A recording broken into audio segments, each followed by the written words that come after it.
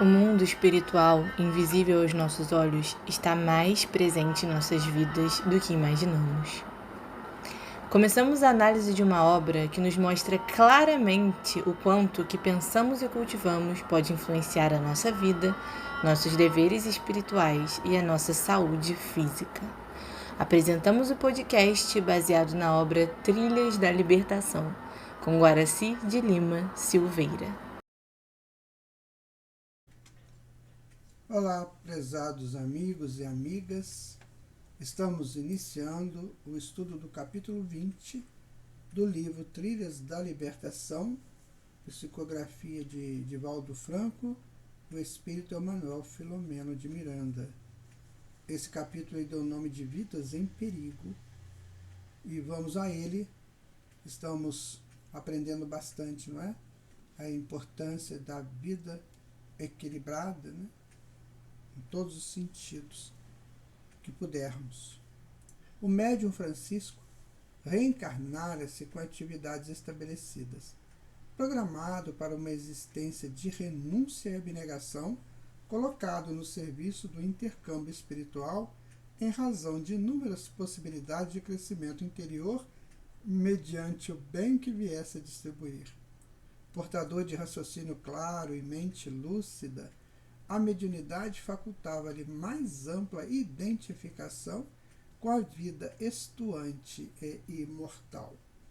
Graças ao espírito de trabalho, desde quando os fenômenos mediúnicos irromperam, exigindo educação e disciplina, granjeara afeições espontâneas entre os benfeitores espirituais que dele se utilizavam. Dedicado normalmente, a todos, tornava-se instrumento bom para as comunicações, particularmente aquelas que se caracterizavam pelo sofrimento e pela perturbação, sintonizando sem esforço ou com os espíritos atormentados e obsessores. Jovem, possuía uma aura de simpatia que contribuía para ser estimado com facilidade, como também para despertar sentimentos vulgares nas pessoas insensatas e viciosas, acostumadas aos desatinos morais. No seu mundo íntimo, no entanto, inúmeros conflitos afligiam-nos, enquanto ele buscava superá-los no estudo e vivência da doutrina espírita. Embora aparentasse calma e segurança, não poucas vezes surpreendia-se agônico, agitado, sob imperativos afligentes que o dilaceravam por dentro. Nessas ocasiões, nublava-se-lhe o entendimento e, como se ardesse entre labaredas, não lograva orar de modo a restabelecer o equilíbrio e a harmonia.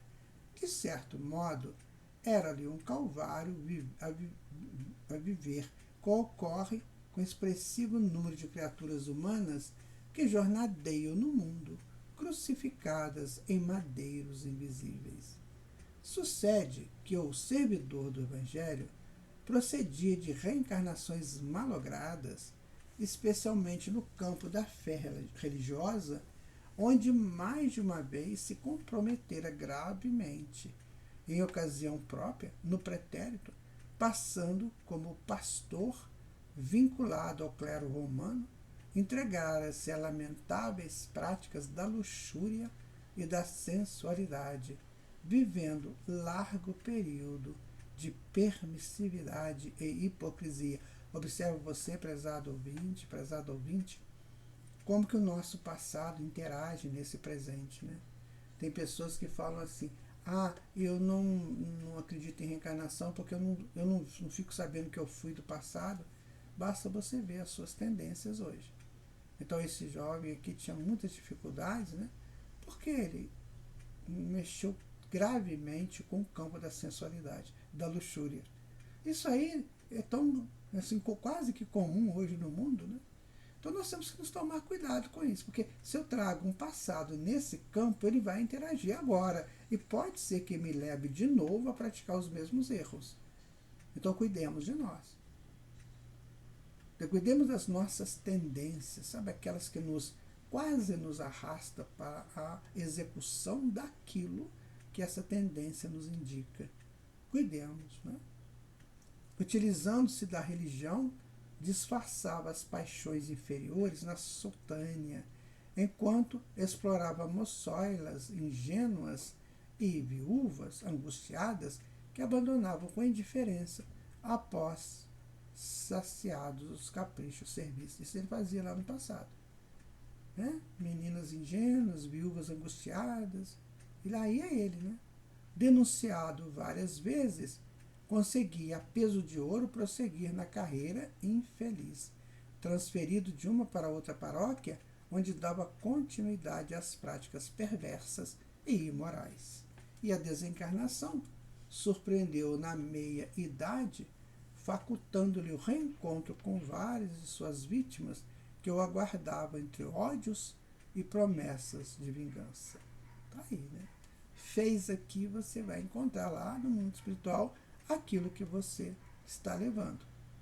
Imagina quanta coisa que essa criatura levou, né, com ela nesses campos infelizes dessa sensualidade, dessa luxúria. Cuidemos disso, meus amigos. A vida não é sexo só. O sexo é uma parte pequena do existir. O importante é a nossa adaptação às leis divinas, que nos guarda em todas as nossas manifestações. Então, se a pessoa tem muito essa coisa do sexo em si, tudo que ele faz, tudo que ele pensa é sexo, está na hora de repensar. Está na hora de buscar equilíbrios, está na hora de buscar condições superiores para que ele não se perca dentro desses desvarios. Reencarnando-se, né, pela interferência de abnegado mentor, volveu ao clero, a fim de reparar e elevar-se, não conseguindo o êxito que dele se esperava. Insensato, deu curso aos disparates morais, aumentando a carga de aflições que o futuro lhe deveria cobrar. Então vejam vocês, ele reencarna, vai direto, volta para o clero para se resolver lá, e chegando lá ele volta aos mesmos erros do passado. Então, quando você pensar em reencarnação, pensa nisso também, que a reencarnação ela é um projeto para a nossa melhoria, mas o nosso passado vem junto. Então a gente tem que estar muito atento, né? Observa as suas más inclinações, observa as suas tendências. O que eu mais gosto, né? E aí eu vou exatamente analisar se isso que eu mais gosto é de fato o importante. Está dentro da moral cristã. Cuide disso, né? Cuide, porque nós temos que modificar esses hábitos, temos que criar virtudes em nós. E a virtude só se faz com a renúncia. Temos que renunciar essas inclinações negativas, essas tendências que podem nos prejudicar muito. Então, logo foi o seu trânsito no mundo, largo foi o seu trânsito no mundo espiritual entre remorsos sinceros e dores acerbas, até que nova oportunidade lhe foi concedida, trazendo a faculdade mediúnica para ensejar-lhe o apaziguamento com muitos daqueles a quem prejudicara e que não conseguiram perdoá-lo, porquanto se fixaram nas paisagens da agonia e na falta necessidade do desforço.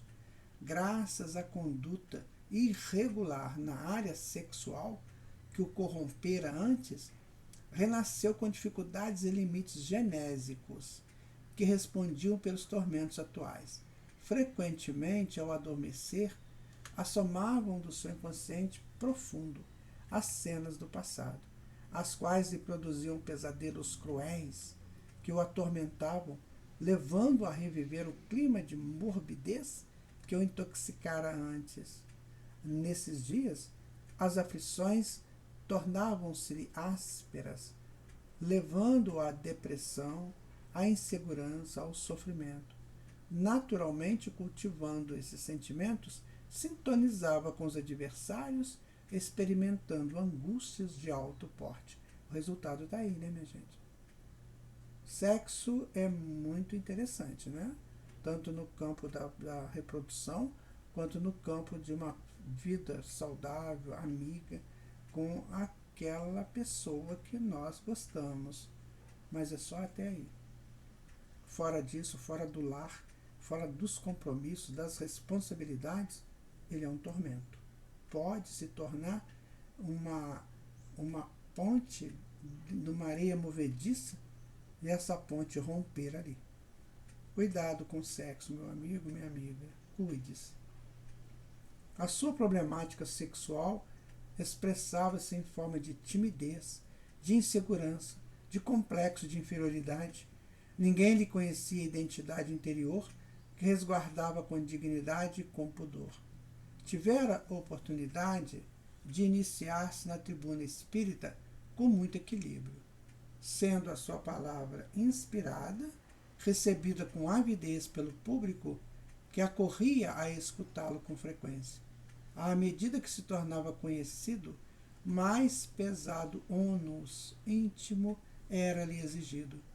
As pessoas, infelizmente, ainda necessitam de cultivar mitos por imaturidade psicológica, transferindo para os seus modelos as próprias frustrações, os insucessos, deles exigindo perfeição, poder, grandiosidade, olvidando-se dessa forma da humanidade, de que todos os indivíduos são constituídos, cobrando-lhes conduta superior às forças, conquistas excepcionais, elevação moral irretorquível, ao mesmo tempo que os assediam com seus dramas, recorrem ao seu socorro, solicitando privilégios, exigem, fiscalizam, entregam-se-lhes eles. Então isso é muito complicado, sabe? Quando, principalmente na tribuna espírita, né, que alguém começa a sobressair, é preciso que a gente tenha cuidado com essa pessoa, a gente ajude essa pessoa. Não faça dele um mito. Constantemente nós vemos isso. Um jovem começando o seu trabalho, vindo de um passado, com certeza, com algumas correções a serem feitas, e as pessoas começam a idolatrar a pessoa, fazer dele um mito, né? E transferindo para ele todas as seus problemas, né? Porque aquele é um mito, aquele não erra como eu, aquele é importantíssimo para Jesus, enquanto eu ainda não sou. E aí vai carregando, né, aquela pessoa com as frequências desse nível. Se é jovem é mais complicado ainda, porque ele ainda não tem a experiência de se defender dessas agressões. Então é preciso tomar cuidado. Não fique endeusando expositor espírita, nem expositora espírita. Nós todos só estamos iniciando neste trabalho. Ainda temos muito que aprender e que fortalecer. Reconhecendo as próprias deficiências, Francisco recolhia-se, evitava o tumulto, as rodas excitantes da frivolidade, acautelava-se. Pouco a pouco sua pessoa passou a merecer destaque no grupo, o que provocou, por outro lado, a reação dos adversários desencarnados e, em especial, dos inimigos do bem. Convidado a atender enfermos e obsidiados, o médium entregou-se ao labor com espírito de serviço, com a pureza de sentimento exigível. Não obstante, gentil senhora, que lhe recebia a assistência espiritual e a bioenergia, frustrada nas ambições conjugais, insatisfeita consigo mesmo, acostumada a uma conduta permissiva em moda, começou a afeiçoar-se ao jovem trabalhador e, sem policiar a distonia moral, terminou por apaixonar-se, tornando-lhe a vida um verdadeiro pandemônio. Telefonava-lhe insistentemente, adoecia com o objetivo de ter-lhe a presença, cultivava ideias perturbadoras, envolvia-o com vibrações e pensamentos de lascívia. Pode acontecer isso, né? De uma pessoa apaixonar por um jovem desse. Porque na mente dela ele representa a salvação dela. Então não é bom para ninguém, nem para quem está ali no campo do trabalho, nem para quem está tentando essa apropriação. Todos nós, se quisermos, podemos utilizar a proteção divina. Ela está para todos. Então, cuidemos, né? A princípio, Francisco se excusou, procurando esclarecê-la. Apelou para os deveres familiares a que ela se prendia sem resultados satisfatórios. Dando campo a vinculações psíquicas levianas, tornou-se tormento incessante para o ceareiro espírita. De tal forma, a dama se entregou ao cultivo dos caprichos lúbricos que atraiu o terrível obsessor vinculado ao soberano das trevas, o qual passou a telecomandá-la, tendo em mente levar adiante a programação daquela entidade terrível que, por meio da invigilante, pretendia gerar tumulto e desconcerto no grupo dirigido espiritualmente pelo irmão Vicente. Desta forma, sentindo-se gentilmente repelida e aspirando os fluidos tóxicos do comparsa espiritual vingador, transformou a paixão vulgar em meta essencial da existência, chantageando o homem correto que a recusava. A altas horas da noite telefonava-lhe, ameaçando narrar o que dizia ser seu sofrimento ao marido, suicidando-se depois e inculpando-o. Ou seja, né, ela ia suicidar e botar a culpa no rapaz. Aturdido, Francisco resolveu expor o problema ao dirigente da casa, o amigo Almiro, a fim de receber a orientação da sua experiência humana, o conselho hábil para solucionar o problema em agravamento. Aguardou a ocasião própria e, solicitando ao venerável amigo uma entrevista, apresentou-lhe a situação na qual se via envolvido, sem o desejar, ampliando a conversação com a representação das próprias dificuldades e sofrimentos. O bondoso companheiro escutou, emocionado e atento, toda a narração, envolvendo em simpatia e ternura o consulente e companheiro de atividade espírita. Quando os indivíduos se buscarem com respeito e confiança, apoiando-se uns aos outros, abrindo o coração, muitos desares e tragédias poderão ser evitados, ampliando os horizontes da lídima fraternidade, especialmente quando os membros do mesmo ideal recorrem ao amparo e à inspiração recíproca sob o apoio divino. Então, certamente, por essa razão e necessidade, a recomendação de Jesus constitui uma forma de psicoterapia quando ele prescreveu: confessai-vos uns aos outros.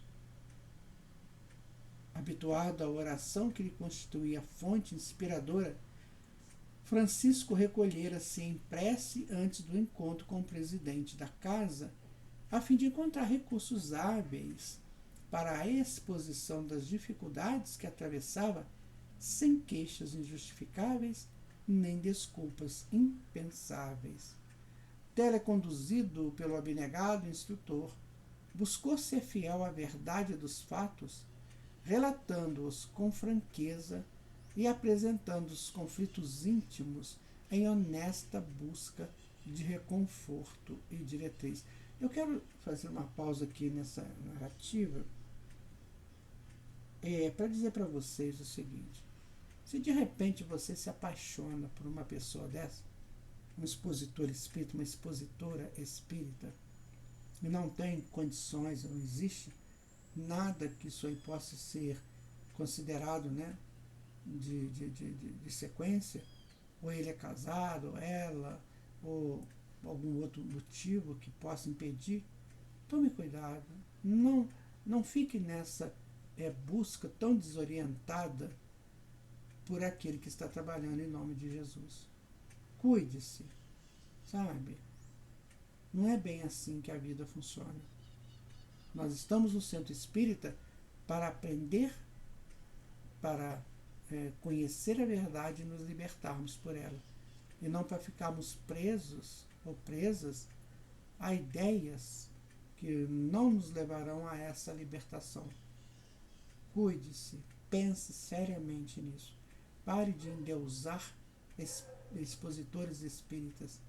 Expositoras espíritas são trabalhadores que precisam das nossas orações para prosseguirem em paz a sua tarefa.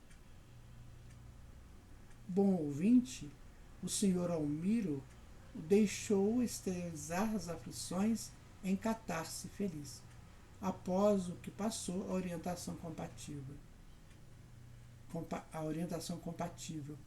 Na raiz de todo o problema, elucidou, inspirado pelo mentor, encontramos a presença do passado. No ontem, situam-se as causas, como sabemos, positivas ou perturbadoras da nossa caminhada no rumo do progresso.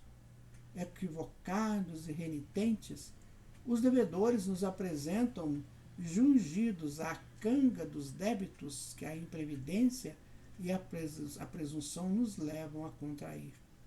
Particularmente na área dos conflitos sexuais, assim como da insegurança pessoal, com todo o seu séquito de tormentos, enfrentamos o ressumar da intemperança e dos abusos de vária ordem que envolvem do pretérito espiritual. O apóstolo Paulo, escrevendo aos Gálatas, refere-se que tudo que o homem semear, isso também se fará, demonstrando a excelência da justiça divina. Daí resulta que a existência física é uma oportunidade feliz de recomposição em que o endividado se reedifica interiormente mediante o aproveitamento das horas.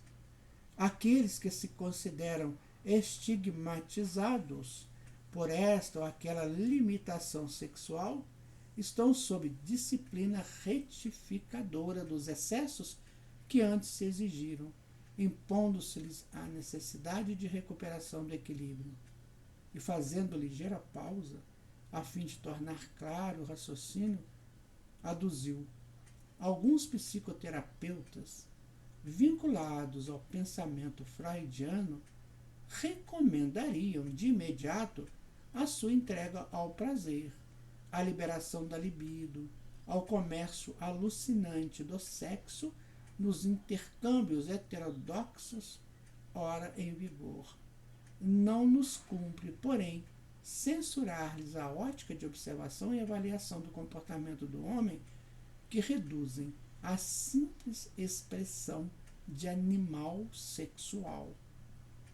Considerando, no entanto, o ser na sua totalidade imortal, na sua essência, a visão dos problemas que lhe dizem respeito sofre profunda alteração.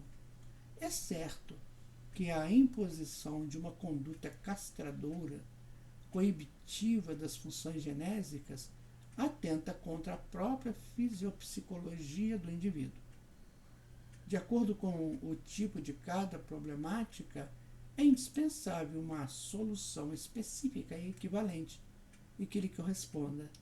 Assim, no campo das funções reprodutoras, a eleição do parceiro pelo amor representa a valiosa decisão que lhe faculta o núcleo familiar, no qual se caldearão as expressões da conduta, surgindo o equilíbrio mediante a entrega ao dever e ao amor. Noutras expressões da manifestação sexual derivadas do ontem, certamente essas solicitarão a canalização condizente, dirigindo as energias genéticas para os objetivos da beleza, da cultura, da fé religiosa, da ciência, da tecnologia, que também proporcionam a plenitude. A liberação ampla, que facilmente se transforma em comportamento promíscuo, mais aflige e complica o quadro do portador dos conflitos. Então ele está dizendo aqui uma coisa séria, né? Que as pessoas entram, né, nesse processo, né, aflitivo em relação à sexualidade. Ora, é uma força, viu? Que nós temos que ter equilíbrio, força sobre essa força. Nós temos que ter a rédea nas mãos. Então, encontros casuais, né? Esses aí, muitas vezes, regados a traições, precisam ser muito analisados, porque é um plantio. E como diz Paulo, né, você vai ter que colher. Cuidado, meu irmão, minha irmã. Cuidado com as convenções sociais que aplaudem esses que enganam, porque estão enganando a si mesmos. Cuidado. Aquele que é considerado, né, o grande Dom Juan, ela, a grande musa, né, que atrai todos que ela deseja. Cuidado com isso, porque isso tem um custo altíssimo, muito alto. Examinem-se os campeões do prazer e ver-se-á como se apresentam instáveis, atribulados, insatisfeitos, derrapando nos abismos das drogas, das alucinações variadas. É claro que não pretendemos recorrer a imposições puritanistas que ficaram nos dias idos. Somos de parecer que a abstinência, a conduta saudável mental e física, será sempre o melhor processo psicoterapêutico para a recomposição das paisagens emocionais e morais. E aqui ele fala uma coisa séria. Não é assim a pessoa dar lição de puritanismo, não é isso. Mais uma vez, que alguém se propõe, né, a ter um relacionamento muito íntimo com outra pessoa, se aquilo não tiver um propósito de edificação moral e ético, provavelmente a pessoa vai ficar insatisfeita, pode derrapar nas drogas, né, entre todas as suas recomendações, e acabar se dando muito mal. Não brinquem com isso. Isso é fogo, né? É claro que não pretendemos recorrer a imposições puritanistas. Eis porque, nas dificuldades em que você se vê envolvido, as atividades bem orientadas têm constituído meio seguro de autorrealização. Como ninguém consegue transitar no mundo em clima de harmonia plena, isto é, sem a presença dos desafios e das aflições, ditosos são aqueles que podem olhar para trás sem anotar deslizes que tornariam a própria situação mais conflitiva e mais tormentosa. Então, dessa forma, por meio da reflexão, você identificará os fatores de perturbação que o aturdem e prosseguirá conduzindo o barco somático de forma equilibrada, embora alguma carência que venha a registrar. Então, novamente silenciando, volveu de imediato ao esclarecimento. A mediunidade é-lhe campo formoso de experiências iluminativas, em cujo aprimoramento suas energias criadoras são utilizadas de maneira eficiente, tranquilizando. As comunicações mediúnicas exigem o combustível das forças físicas e psíquicas do instrumento, a fim de se tornarem factíveis. Prossiga, portanto, superando-se e, na ação do amor ao próximo, transforme lubricidade em afeto, sofreguidão em paz e vício em virtude. Não raro, o problema tem vinculações com os hábitos mentais incorretos que desarticulam a emoção. Corrigindo-se o centro de posicionamento das ideias, estas fluirão em harmonia, em paz. Outra vez, ordenando o pensamento, fez breve intervalo e prosseguiu inspirado. Quanto à irmã enferma e obsessa, fazem-se necessários redobrada vigilância, oração e decisão imediata de interromper esse nefasto processo.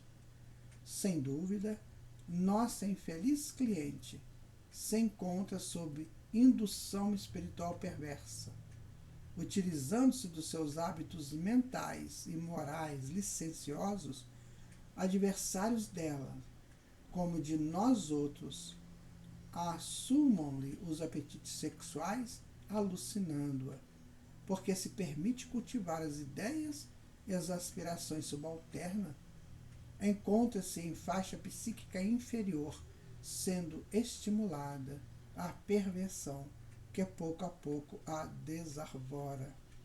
Enquanto as criaturas não se conscientizarem de que a mente é dínamo gerador de forças e que, de acordo com a qualidade da onda emitida, nessa frequência se sentirão.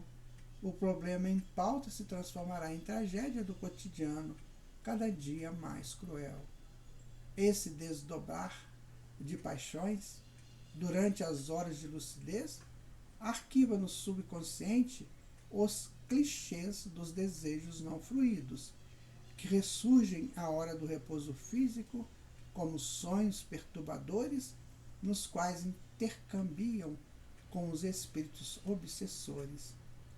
Dentre as paixões primitivas que remanescem na criatura humana, os apetites sexuais se tornam os mais terríveis verdugos, cedendo espaço para as fugas espetaculares em variadas expressões de vícios. Tá aí, meu amigo, minha amiga, como é que essa informação é importante para nós. Então, nós trazemos daquele passado, né, essa viciação do sexo. São as paixões primitivas, né, que a gente não tinha naquela época cuidados, né, essenciais, e nos entregavam as paixões com naturalidade.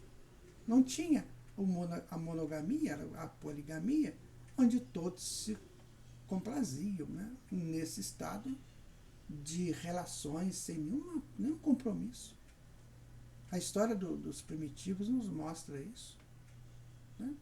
Eram relações muito assim, sem uma orientação devida, muitas vezes, né, motivadas pela criação de filhos para a tribo, né, para se tornarem guerreiros, mas que de qualquer forma instituiu nas psiques daqueles primatas ou daqueles primitivos uma desorientação sexual que muitas vezes está agora refletindo. Então pense isso.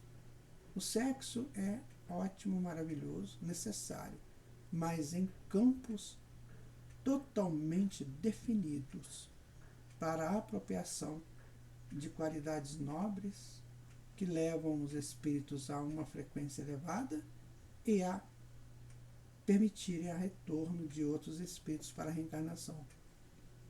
O plasma psíquico do sexo da pessoa cobiçada atormenta o inquieto e, consequentemente, levando à desarmonia e à loucura.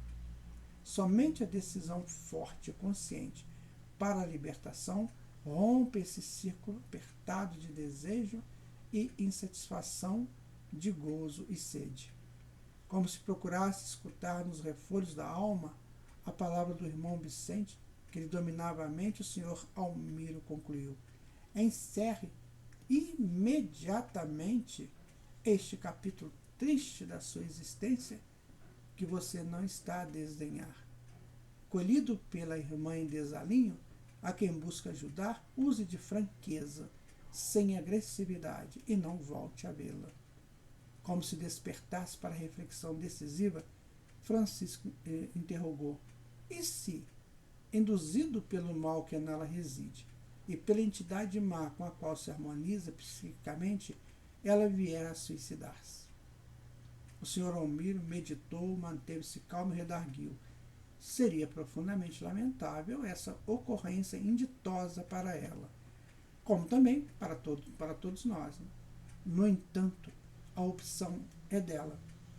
A pretexto de auxiliá-la, sem que ela deseje ajudar-se, Não é lícito que você se perca e se desequilibre, sabendo, conforme cremos, que você é somente um capricho a mais, um brinquedo nas mãos levianas de uma pessoa inconsequente, bem como de entidades vingativas.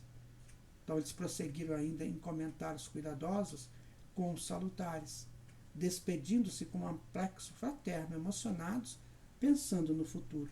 Então isso é muito importante. Se a pessoa está ameaçando com suicídio porque alguém não quer ceder aos caprichos dela, o problema vai ser dela. E é cada um responsável pelos seus atos. E depois do suicídio, lá na frente, ela vai se arrepender. Porque vai entender que foi a culpada de tudo. Permaneçamos firmes na fé, meus irmãos. E não vamos idolatrar expositores espíritas, expositores ou médiuns, né? Não vamos fazer isso. Isso só prejudica tanto a ele como pode prejudicar a pessoa que idolatra, como o caso dessa senhora. Permaneçamos firmes e fiéis a uma conduta reta e digna, e a luz do bem nos protegerá. Muito obrigado. Fiquem com Deus. Até o nosso próximo estudo.